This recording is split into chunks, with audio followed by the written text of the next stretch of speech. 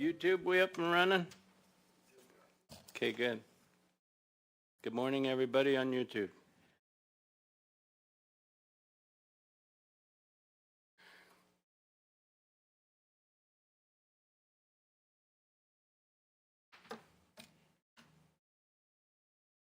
Marion, when you're ready, just give me a nod. Okay. Good morning, everyone. I'm going to call to order today's special meeting, Tuesday, October 26th at 10 a.m. Mr. Pastor, would you lead us in the Pledge of Allegiance this morning? Pledge allegiance to the flag of the United States of America and to the republic for which it stands, one nation, under God, indivisible, with liberty and justice for all.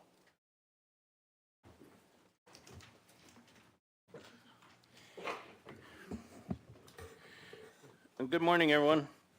We'll go ahead and get started. Regular agenda item, information and discussion regarding the City of Globe's Let's Dive In Community Center Swimming Pool Rehabilitation Project.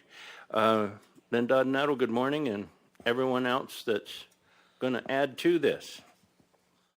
Good morning, supervisors. Thank you so much for having us today. And we brought our good luck charm. Okay. We brought our glittery swan, and he's been present at every presentation we've made, and so far we've been And successful. he's still holding air. If you were here 15 minutes ago, you would have seen him receiving life support. Uh-oh. Well, glad you can get him pumped back up. All right. So we're very excited to be able to present this project to you. It's been something we've been working on, not just as a City of Globe, but as the community for the last 3 years. This began in 2018 when we partnered with Freeport-McMoRan on a structural assessment of the community center pool. We chose Structural as our vendor to take a deep dive, please don't mind the pun, of our pool. And so that came back after about 6 months and showed that the pool was worth, we could save it. We could move forward with a fix. And now that the technology has changed as such that we have access to a liner, and I have Jerry Barnes, our city engineer, who can talk more to the technical details of the actual project. That would get us at least a 25-year lifespan, additional lifespan on the pool. So our pool was built in the late 50s and unfortunately closed in 14. And as I mentioned, we moved forward with the study with Structural. Also in 2018, we conducted 4 months of community facilitations to identify opportunities in our community that would add to our economic development future. And one of those was recreation. And this group identified a water feature, not necessarily an aquatic center, not necessarily the rehab of the community center pool, but a water feature that was accessible by the Southern Gila County region. Also identified was our Trails and Recreation Work Group. And then in 2018-19, we also had another community facilitation that we took the work that was done in 18 and developed a 3-year action plan. And part of that action plan, which is called the Cobra Valley Collaborative, that's where the initiative on the community center pool came from. Our stakeholder Freeport-McMoRan approached us and offered to partner on that structural study. So that moved forward in 18. The report came back in 19. In 20, we were ready to bring that to council for consideration to support the next steps, the fix. And then of course COVID hit. So we hit a year pause, and then in 20, the pool rehab quote came back with a refreshed and a higher price, and our council voted to advise staff to move forward. So since April of this year, we've worked with all of the vendors involved with Structural to move forward the the attachment that I think that you received last week that goes more on the technical side of the fix. And that's what brings us here to you today. So the amount that we're looking at for the base scope of the fix is $1,280,597. And these are our committed funding amounts, and we definitely want to say thank you to Freeport-McMoran for supporting us. We were successful to receive the Community Investment Fund grant for $250,000, which is the largest award ever given from this group. The United Fund of Globe Miami awarded us $200,000 for the project. Arizona Complete Health awarded us $50,000, and just this past week, Capstone Pinot Valley joined our stakeholders in support with $100,000. So when we were first in discussion of this project, it was the liner of the pool, make it operational. But through all the community facilitations and working with the different stakeholders that will support the pool, but also use the pool, we saw that there was a great importance in making this accessible and usable for our youth, for our seniors, and for our swim team. So we looked at an alternate plan, which included the zero entry and splash pad option, and then that came back with this price tag, $518,959. And then we have the alternate 2, which includes the bulkhead anchors, which will allow the bulkhead to be phased in at a later time if we are not able to receive committed funding for that feature. And so this would allow us to do that in years to come. And also the alternate 2 includes a gas heater, which would allow us at least an 8-month swim season. And going back to the splash pad, we did a redesign in our council subcommittee.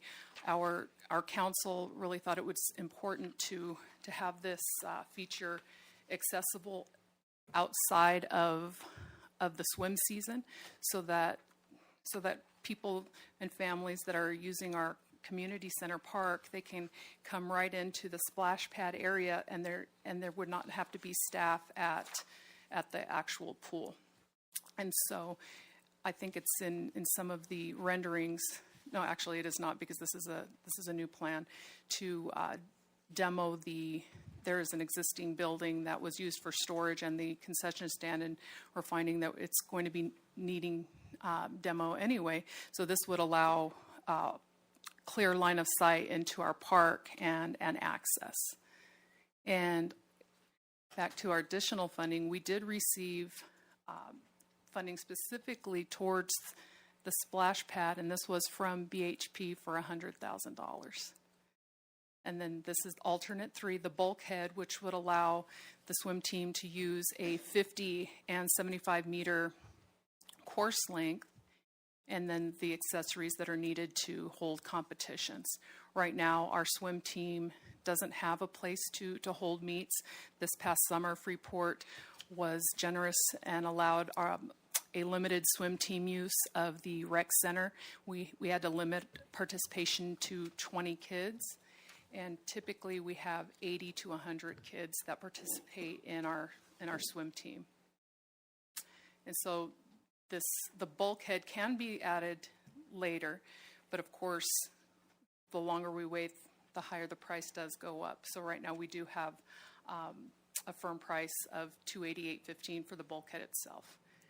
And then of course, with all of these improvements of the baby pool, which now has become the splash pad and part of the zero entry design into the larger pool, we do need to pay attention to the pool house and improve the shower facilities, the restrooms, and most likely a roof structure. And so the total rehab of the adjacent features, we're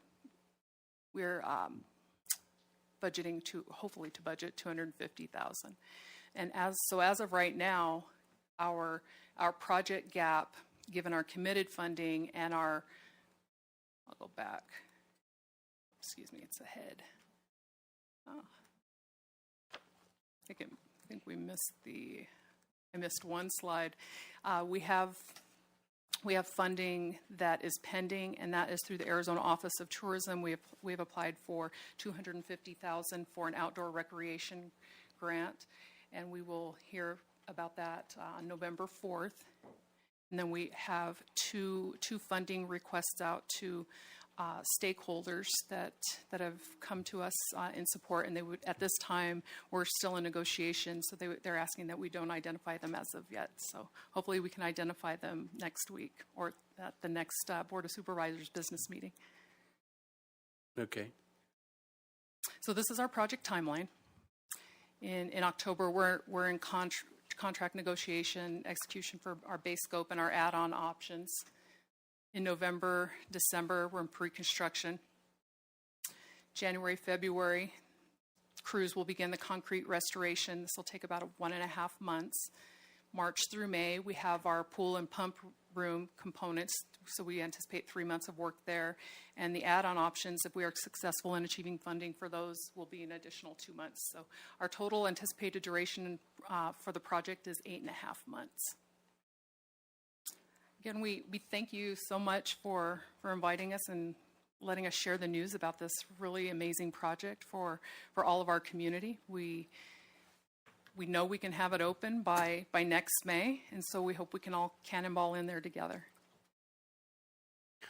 Thank you. Mr. Barnes, did you want to comment? So, Mr. Chairman, members of the board. So, the project, the base project is based on the existing pool and the structure that's there right now and putting a liner inside of it while taking care of the gutter pans and the mechanicals as well. I just wanted to kind of expand on that. If we're going to do the zero entry, we have to do it now. We can't do a zero entry after we put the liner in and so forth. So that was why the push to do the alternates. The splash pad was outcry from the community to put this in. We have had other locations we looked at to put a splash pad. It was going to be almost 3 times as much money to put a splash pad in those areas. By utilizing the pump house and some of the mechanicals from the existing pool, we managed to save a lot of money there. The alternate 2, which is the anchors and the heater, has to be put in at the beginning and the liner put around it. You cannot do that afterwards without tearing up what you just did. So, and then the optional 3, alternate 3, is the bulkhead itself, which is furnish and install the bulkhead and the lane markings and the starter blocks and things like that we would already have the anchors in place for. The gap between, we've managed to go after as much money as we possibly can in the community because we believe that this is a community benefit, and the gap is about $470,000, and that includes our hope of some of the pending money as well. So that would take care of not only the base, the 3 alternates, but the rehab on the existing facility as well. So there's a lot going on. I think we spent 3 or 4 hours yesterday with Structurel on a Zoom meeting trying to get some of the details in order as far as the contract and some of the scope of work. So I'm here to answer any questions. This is a project we've been working on for quite a while, and we're hoping as a community we can reach out to the Board of Supervisors and hopefully get some financial support from them. Okay, thank you. Supervisor Christensen, comments, questions? Thank you, Mr. Chairman. Hello, good morning. What is the bulkhead? I mean, I don't know what that you're speaking of there. Okay.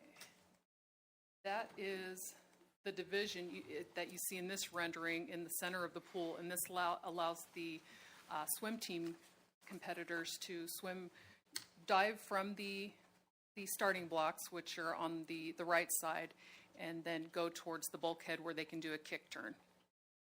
And so this is a movable structure, so this can move towards the starting blocks to allow a 50-meter race length and also a 75. Doesn't it move all the way so to open? Yeah, and so it moves all the way down. That's why we put the anchors in. It moves all the way down to where the starting blocks are. That way it can be used without the swim team. I mean, it can be used by the community. But note that our existing pool, we had to have a bulkhead in it as well because it did not measure exactly what it was supposed to. So when you do competition swimming, which, I don't look like a competition swimmer, but when you do competition swimming, it's based on so many meters, so that's what the bulkhead is for. Okay, all right, thanks, yeah. And that's 280,000 plus 5,000.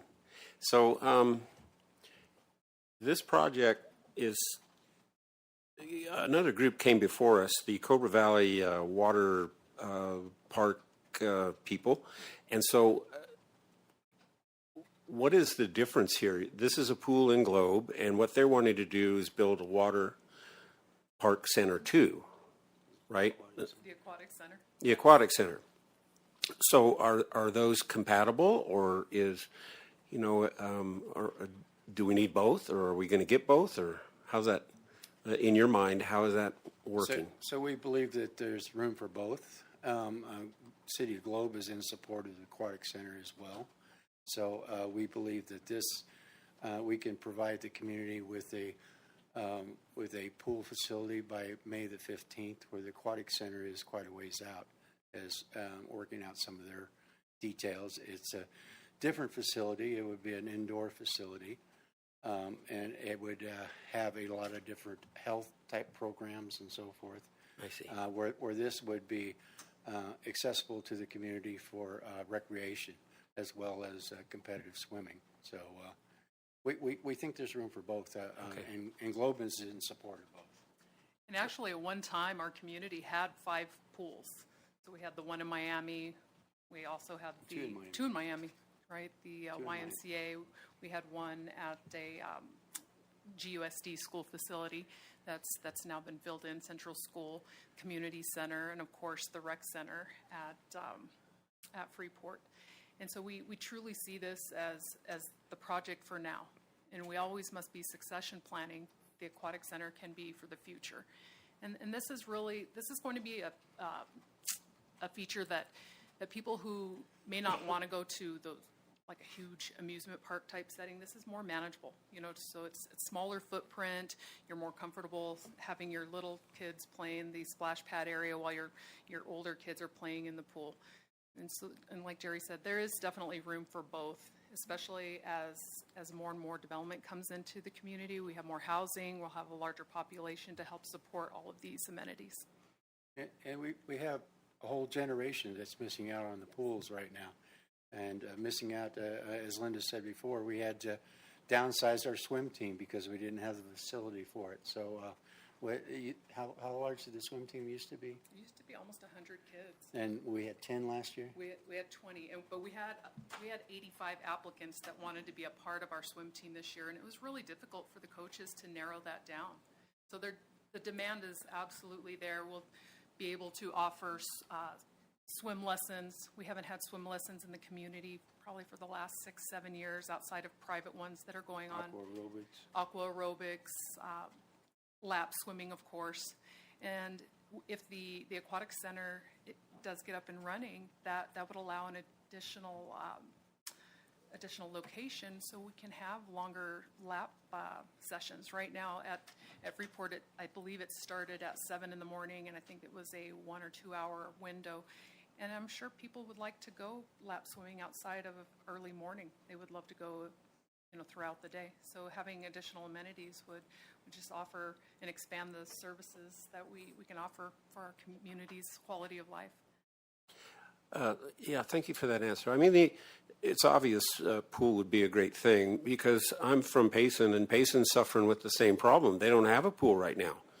And it's going to cost too much to fix the one, and so what do they do, and blah, blah, blah. So I guess I just have to weigh the benefit of the taxpayers' money over the entire county to support something that will serve 6,000 people when we have 56,000 people in the county. So, but anyway, thank you for that. So in conclusion, though, the city of Globe is committed to this. It's going to serve people beyond the city of Globe because we do have a transit system that feeds into the community center as well. And then also with the close proximity of the reservation, this will be a plus for the whole community, for the whole county. So we hope that as the city of Globe has, we hope the county will see a need for this and to help us push this project forward. So, Thank you. Supervisor Christensen, is that That's all. Thank you. okay? Supervisor Klein. Thank you, Mr. Chair. Thanks for the presentation. Great presentation. I remember when I came into office in 16, shortly after that, I visited with Al a little bit about the community center up there. You know, that was a pool that was here when I was a kid, and the issues and things like that. And it's good to see the option of a project that's somewhat affordable. Everything is really high priced. It doesn't matter what you're building. It comes with a cost. One of my questions would be, Jerry, is what about the maintenance and operation of this is after it's built? Because what I'm seeing, building it is kind of the cheap part of it. Councilman Klein, or Supervisor Klein, you're exactly right, and that's a point I've made as well. But the city has committed to maintaining the pool.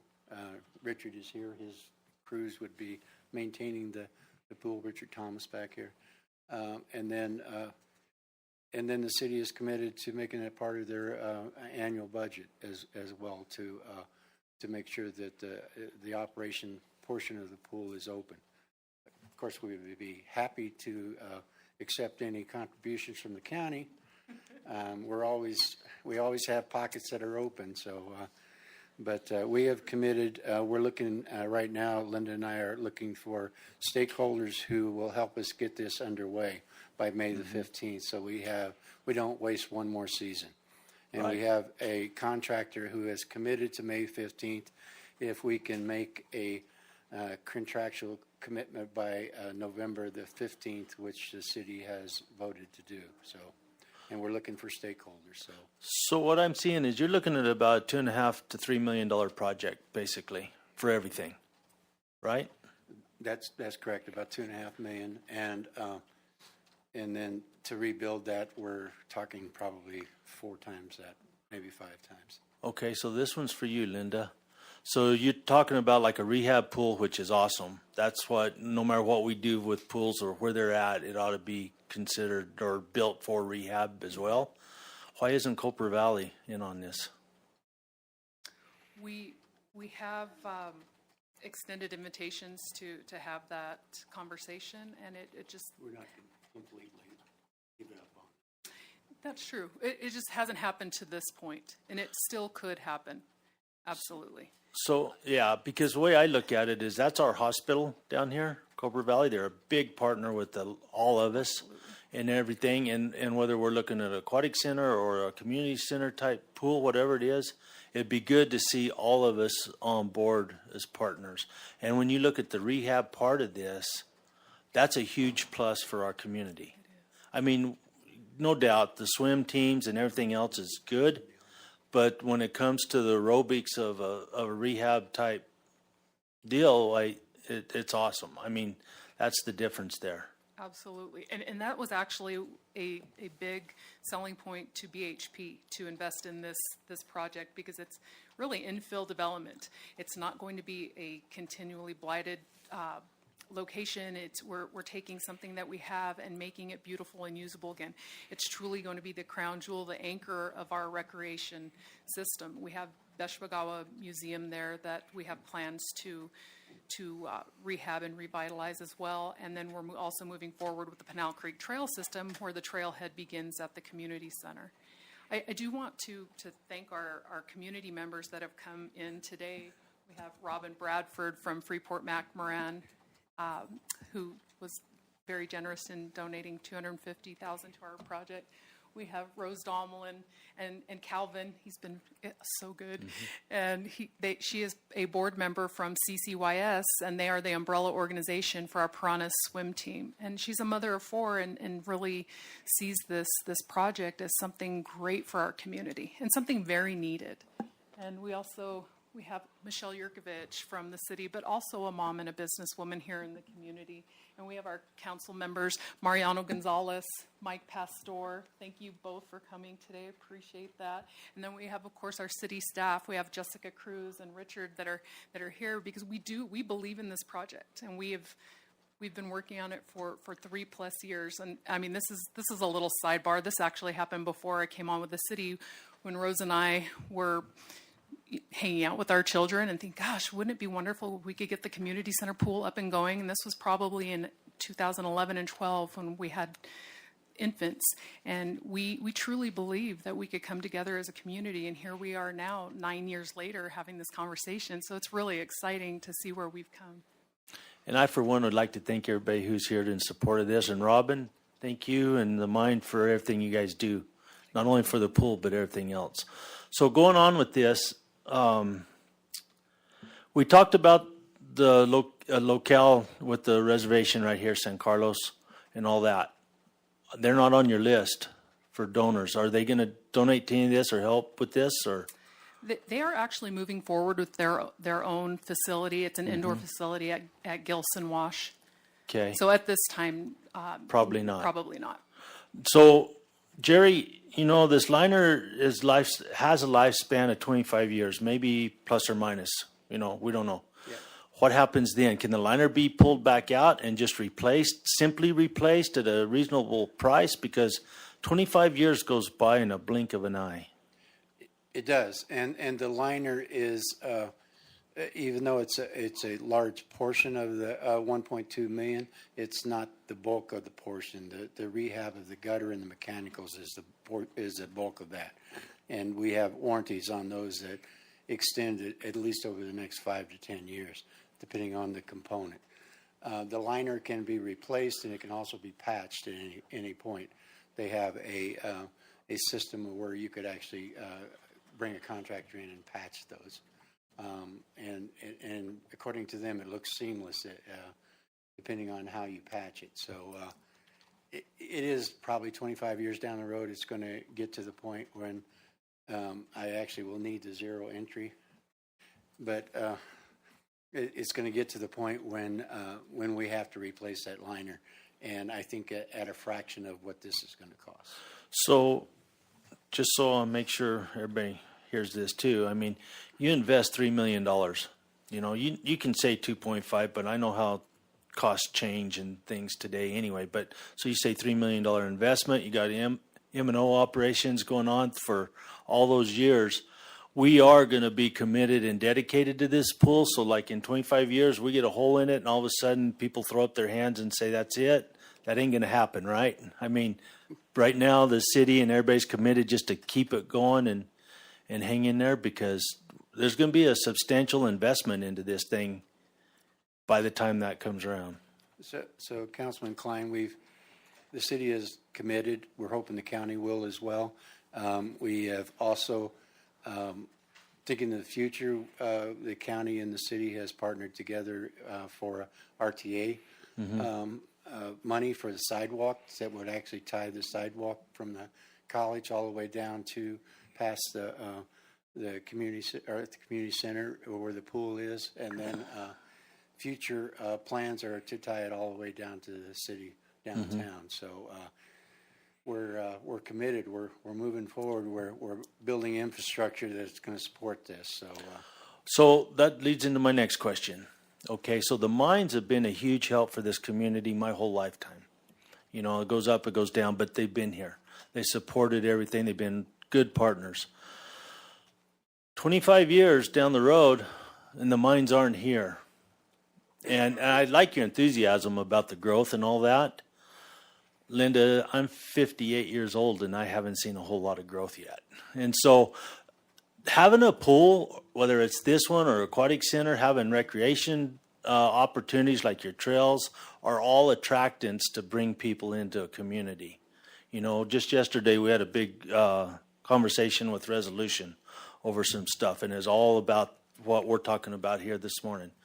And so I see where the chance of that growth, where that could come from. You know, it attracts people to our community.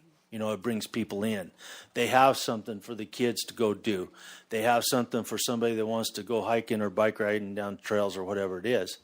But that's a what if. So let's say we don't change. Let's say we don't get the change in our community, the growth. Heaven forbid that was the case. You know, we all want to see it sustain itself, basically.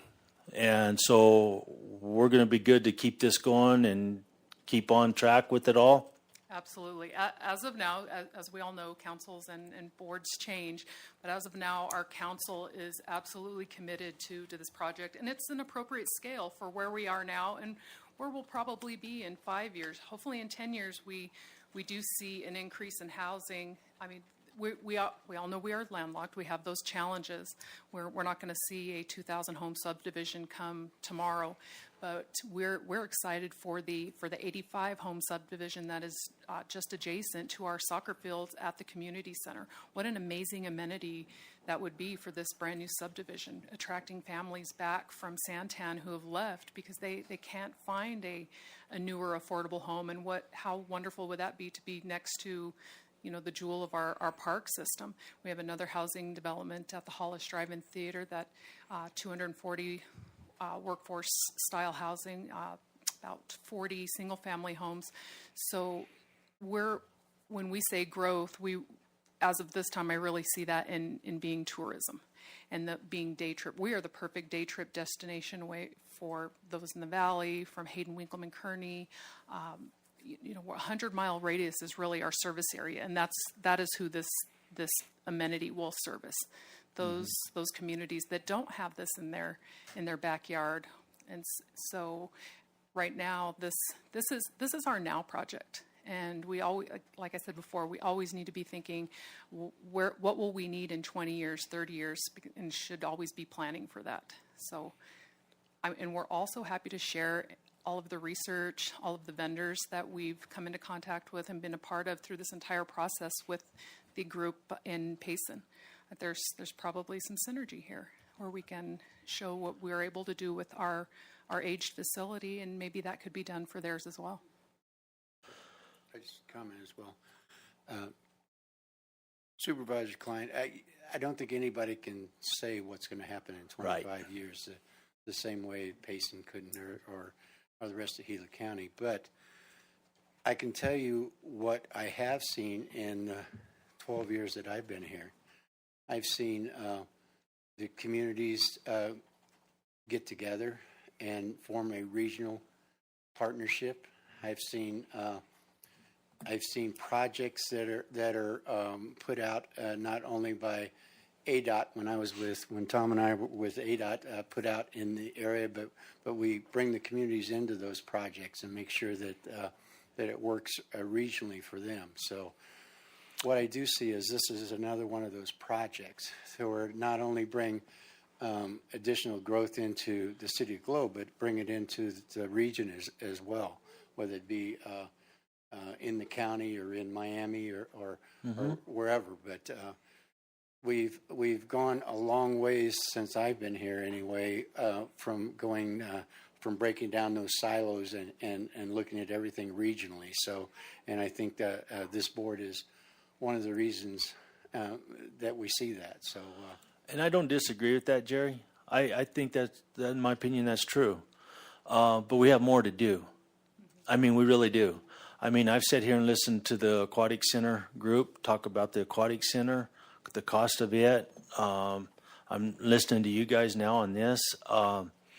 sometimes I just think when it comes to, I'll say Globe Miami, Winkleman or Hayden, whatever it is, I think there's more to do as far as coming together as a whole to make it affordable and doable.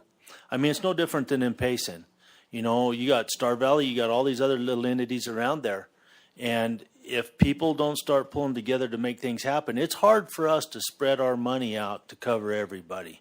It really is. And it's not our money. It's the taxpayers' money, just like Steve said.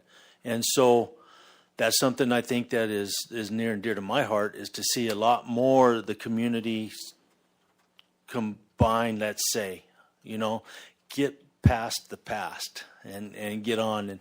And so when I'm looking at this list of the funds and where they're coming from, that's why I threw out there those two questions on San Carlos, Copra Valley, and I'm sure there's more if I just sat here a little longer and thought about. But that's where I would hope that we could all come together, get this project in place. It can start in May. That's great. And then start working on an aquatic center and see where it goes from there. You know, that would be the ultimate deal. So, but thank you both, and thank you everybody for being here. It's a great presentation. I appreciate it. Well, I'd like to thank everyone as well, and I support this project. I support any infrastructure, especially if it's tangible. And aquatic center, I support the aquatic center if they ever get a kickstart on things. And it seems to me that you guys have got a kickstart and have reached for funds, and you are into this project a lot. And I also like that it's not only the pool, it's kind of a basis center for the walk trails and the creeks and things. So it's not something you're looking for just now. It's something you're looking to be able to build off of to create more recreation in our area in the future for bike trails and things of that nature. And that would just be a hub for a lot of the things that you have going. So I think it's great. And, you know, I mean, I would support anything in Payson or up north if they had something going and had momentum and steam behind it. I would support that in any way. And so I think it's a great project. And when Supervisor Klein says, you know, everybody needs to get together, as far as I'm concerned, we're part of that everybody. And if somebody's got a worthwhile project that they're pushing and that they have wind in the sail, I support that energy. I support that reaching for growth and to support the community and their needs. And so I thank you all very much for the presentation. And I for one will be talking to the county manager and kind of see where we're at and what we have and what we can do. So I appreciate it very much. Does anyone else have a comment? Okay. Thank you very much for the presentation today.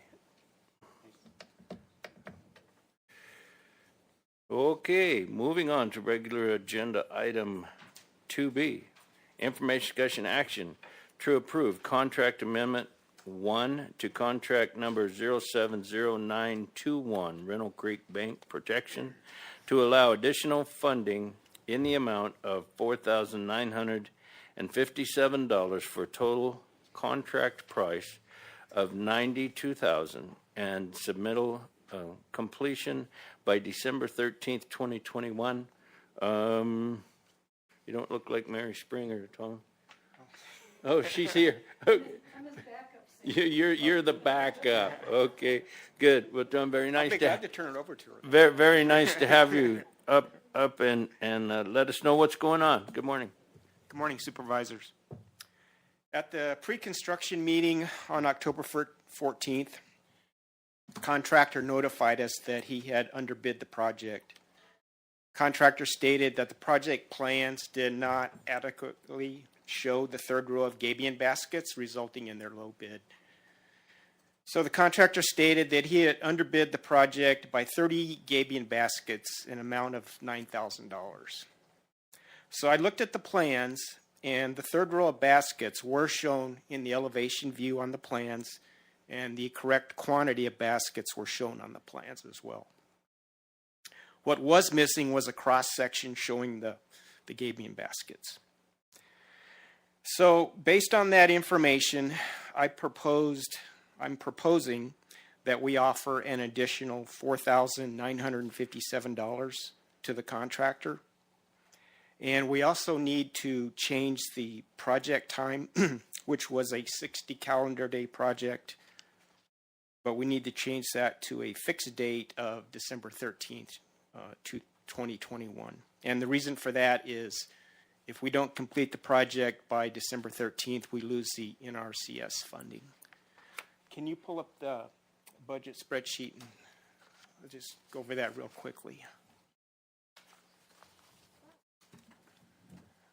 So I just put this together this morning, but on row 4, the NRCS agreement between the feds and Gila County is for $134,000. Federal aid is $100,500, and county is $33,500. So the original bid that we got from the contractor was for $87,043, and that resulted in $65,282.25 federal aid, $21,760.75 for the county cost. So the revised contract, which is amendment number 1, what we're discussing now, is I'm proposing that we offer TMEC, the contractor, $92,000. That brings the federal aid up to $69,000 and the county cost up to $23,000. So that is an increase of $1,239.25 to the county. And I'll be glad to answer any questions. Thank you. Supervisor Christensen, questions? Thank you. Yes, I have a question or two. So I'm a contractor, so sometimes I bid things incorrectly too. So do you feel that the county was at fault in any way causing this person to not fully understand the scope of work? Yes, sir. Supervisor Christians. So I've been in construction for 30 years, and I've never seen a perfect set of plans. So when I looked at the plans, it clearly showed the third row of gabion baskets, and I've got the plans if you want to take a look at those. We can pull them up. And it clearly showed the quantity of baskets. What it did not show was, in cross-section view, it did not show 3 rows of baskets. It showed 1 row and 2 rows. So looking at that from the contractor's point of view, I could see where he could have made a mistake. But when the way I looked at it, when he came up with a quantity less than what the plan showed, he immediately should have requested an RFI. He should have sent us an RFI asking for clarification, and he didn't do that. Okay. That's all I have. Thank you. Supervisor Klein.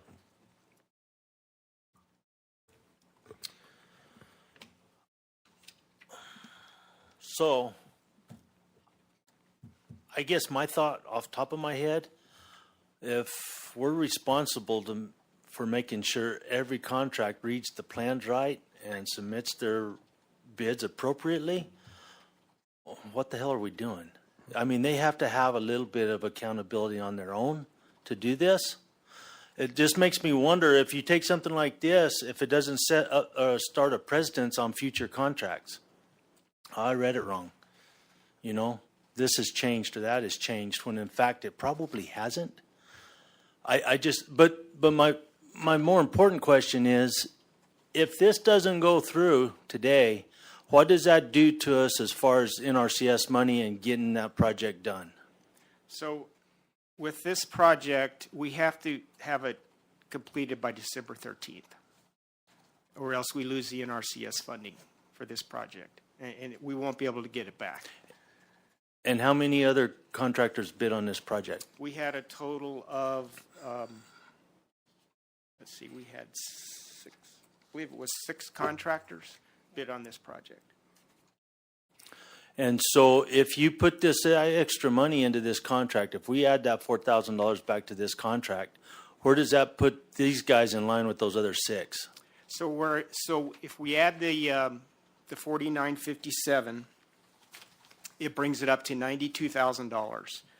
The next low bidder was Arizona Western at $92,735.80. And that's why when TMEC asked for an additional $9,000, I said, no, we can't do that. I said, we cannot offer you an amount more than what the second low bidder was. So that's where I came up with the $92,000, which still puts them below the next low bidder.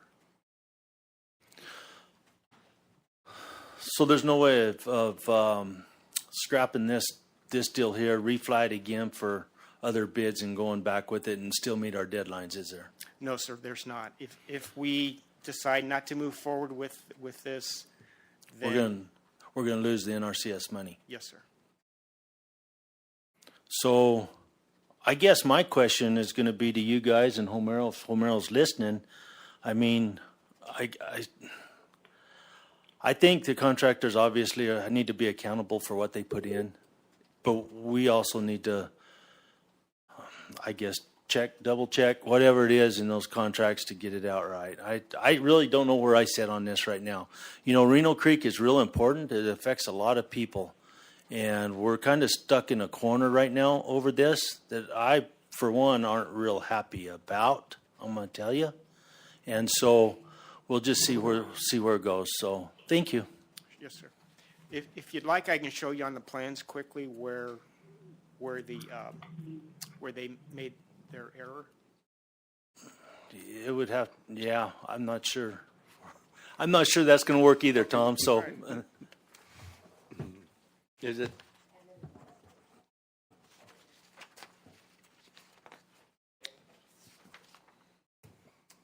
Sir, can you, on that Are last you- page, can you enlarge that? So I mean, Go ahead.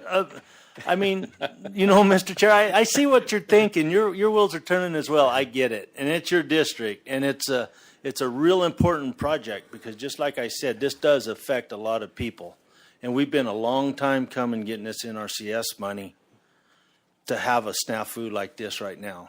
You know, so I'm good. I'm good, Mr. Chair. Thanks. Okay, yeah, that's, well, kind of, I'm in two different places. One, it looks like, well, we left some money on the table, so let's pick up what we can. And 5% is 5% because the project's got to be done within a certain time. And the time restriction is another thing that piques my interest because we're in a creek in the middle of winter to get it done by December 13th. So where are we at on weather delays? Because we don't want change orders when they left money on the table and come back for 5%. So we don't need change orders or we don't need delay costs. We need them in with both feet, no matter how high the water gets. Because that's where we're at. Because if we're not done, then they lose the money and we lose the money. So if we get into a contract and we don't get it done by December 13th and we lose that funding, where are we at? That's a great question. We've already gotten one extension from NRCS, and in my conversations with them, they are very reluctant to give us another extension. So if we did have weather days and we did not finish by December 13th, I think it's a possibility that we could lose the NRCS funding. Okay, so the contractor realizes this, that if we lose the funding, they're not going to get paid if they don't get it done by December 13th.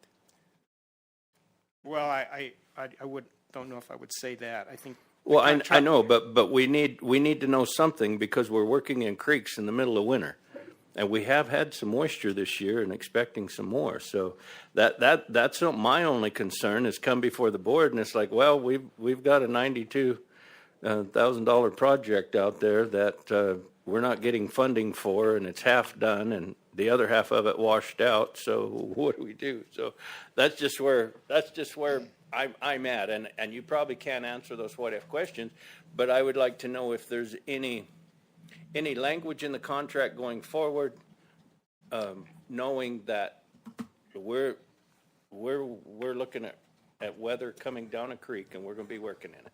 Yes, sir, Supervisor Humphrey. There is no language in the contract. If we don't meet the December 13th deadline, I would have to go back to NRCS to see if they would be open to giving us another extension. My conversations with them so far have been that they would not be open to that. Oh, okay, so I guess we're just swinging loose on this one. So, all right, that's all I had, and I would like I'd like a little more fuzzy feeling about this in working in a creek in the wintertime with nothing in a contract. But Mr. Chair, if I may. go ahead, Supervisor Klein. So, just to make it clear in my head, Tom, so let's say what Mr. Humphrey's saying does happen. Let's hope it doesn't, but say it does. The contract's not finished. The project's not finished. We don't get the money from NRCS, and we're going to be obligated to pay that contractor out of general funds, basically. Yes, sir. Just so everybody on YouTube and wherever else understands that. And still, we're hanging out there with a problem in Tunnel Basin. That's still affecting a lot of people. Yes, sir. That's a good summary. That's correct. And NRCS has been real difficult, I can tell you from the past, about giving extensions and being a timely part of the year, whatever it is for projects. So, okay, thank you. Yes, sir. Mr. Chairman, if I could, this is Homer Vela. I'd like to say a few words. Please do. Okay, thank you. The proposal that's being presented by our county engineer is the best proposal we could bring to you. It gives us an opportunity to meet the project schedule, and we're working with this. This is still a low bid price, the lowest bid price on the table. We don't like change orders. We don't like to be leveraged against time, but that's the situation that we're in this particular project. And the last conversation that Tom Goodman and I had with NRCS, if there's weather delays, and no one can predict weather delays, not even NRCS, okay, that they would talk to us about weather delays. What that means to me is, yes, future weather delay in the future may require and allow NRCS to extend the schedule. They have actually given us one extension. I think that they don't want to be on the table that says, oh yeah, you'll get more time if something happens. They're interested in the project being done as quickly as possible because they're trying to mitigate flooding for the next event. That's the whole purpose of the work that we're doing. And so I think the best approach is to move forward, to work with that contractor on a daily basis to make sure he's keeping up with the schedule.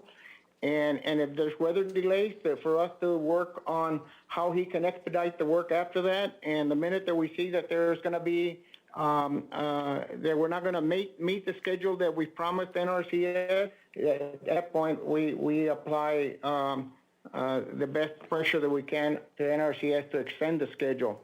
Now, recently, in years past, we have had NRCS acting very slow in granting us monies. Just recently, they granted us a fund for 4 projects for the Telegraph fire.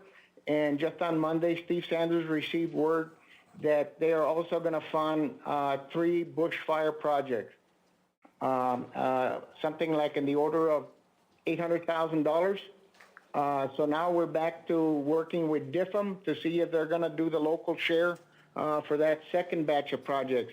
So we're seeing a new NRCS, from my perspective, one that's more cooperative and one that's acting very timely and very fast. And those are the thoughts that I wanted to share with you. Thank you very much. And I do agree with you because for the first couple fires, NRCS did not support us much at all. And they're still not supporting us on those last fires. But the recent ones, they have stepped up and helped us with projects. So, okay, if there's no further questions, I'll call for a motion.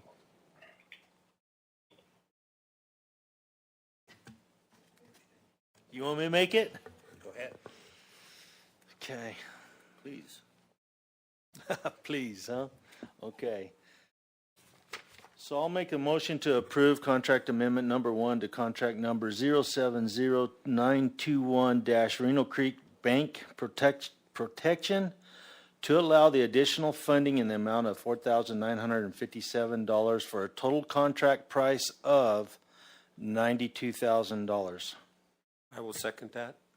Having a motion and a second, all in favor do so by saying aye. Aye. Any opposed? Nay. Nay. It was approved 2-1. Thank you very much for your presentation. Okay, next is call to the public. Do we have any public in Payson? No, sir, we do not. Do we have any public here that would care to address the board today? Okay, then I will move on to regular agenda item 4. At any time during the meeting pursuant to ARS 38431.02K, members of the Board of Supervisors and County Manager may present a brief summary of current events. No action may be taken on information presented. Jackie, do you have something for us today? Thank you, sir. No, we'll hold ours till next week. We're good. All righty, that'll work. Supervisor Christensen. Thank you, Mr. Chairman. No, I don't have anything new right now. Okay, Supervisor Klein. Thank you, Mr. Chair. So on Sunday, October 24th, I attended a luncheon in Payson, the golf course. It was a luncheon put on by Rim Country Republicans, and it was with Mr. Gosar, Congressman Gosar, Paul Gosar. So I was there. I presented him with a plaque from us for his support and everything in preparing and putting in that bill on the veterans camp up there. Good. So, Thank you. Nice turnout, about 30 people. It was full. That's about all it would hold. So it was a really good turnout there. And then on Monday, which was yesterday, we were in Apache Junction. We had a public land managers meeting. The same one about the superstition, wilderness, and all that surrounding area right there. It was put on by Supervisor Jeff Surdy from Pinal County. Really good meeting and a really good turnout. There was a lot of people there. And so then later after that, we met at Supervisor Surdy's office to meet with a couple of guys that are working with Resolution Copper. One was Trevor Barger with Arizona Strategies. And what he showed us was what they've been preparing for the town of Superior and economic development stuff and growth, and a really good study. It's taken them about 2 years to put it together. Really entailed, really laid out very nice. It showed a lot of different options and comparisons with it. They did a very good job. And then Saturday, this coming Saturday on the 30th, I'll be at Bullion Plaza with the U of A. I'm on a panel board there that afternoon to discuss the after effects of the fires, Mescal fire and Telegraph fire. So that's it. Okay. Attended a rural transportation summit the 12th through the 14th, and that was a good summit. And we're partnering with the City of Globe on a sidewalk project that I'm hoping that we'll get through legislation this year to help us with a sidewalk up Jess Hayes Road. I was on KQSS radio on the 19th, and I'm on KQSS once a month, and I'm also on Kiko every Thursday if I'm in town at 9:40.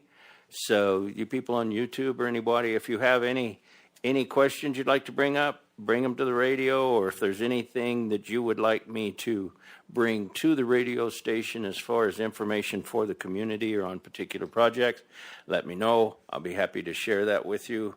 I will attend after the fire meeting on Saturday the 29th, and that's about all I have. So if it didn't fire anybody up, I will adjourn today's meeting. Thank you all very much. Thank you on YouTube. How many did we have today? At the highest, 18. Excellent. So you did have some interest in your project that you didn't even know because our agenda is public, so that's neat that we have people listening. So, okay, thank you all very much for attending, and I will adjourn today's meeting. Thank you.